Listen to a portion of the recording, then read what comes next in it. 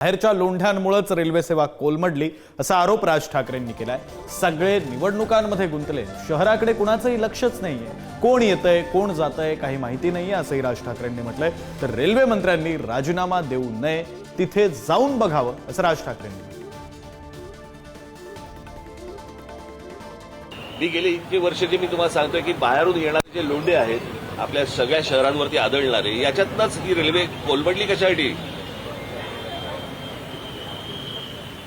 रेल्वेचा बोजवारा उडालेला आहे, सगळ्या अख्ख्या ट्रॅफिकचा बोजवारा उडालेला आहे, लोकांना चालायला फुटपाथ नाहीयेत, ट्रॅफिकसाठी वाहनांसाठी रस्ते नाहीयेत, कोण येतंय कोण जातंय माहिती नाहीये। नुसते तुम्हाला मेट्रो आणि त्या काय ते तुमचे बाकीच्या सगळ्या सोयी सुविधा करतात ना, ते काय मेट्रो आणि काय करतात ते मोनो रेल्वे, ह्याने प्रश्न नाही सुटणार।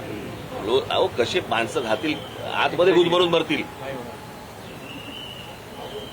किती गर्दी असेल कल्पना आहे का तुम्हाला?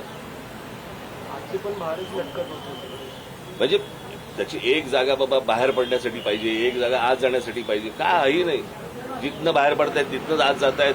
बरं ज्याला उतरायचंय तोच परत पुढच्या स्टेशनवर जातोय। हे काय बरोबर, हे काय नव्याने हा काऊन निर्माण नाही झालाय, हे माहिती आहे ना लोकांचं, कळलं का? रेल्वे मंत्री म्हणून काय करतात? आता हे सगळं आनंद आहे त्याचा, रेल्वे मंत्र्यांनी राजीनामा द्यावा। राजीनामा कशाला द्यावा? जावं तिकडे बघावं काय चाललंय ते सुधारवावं।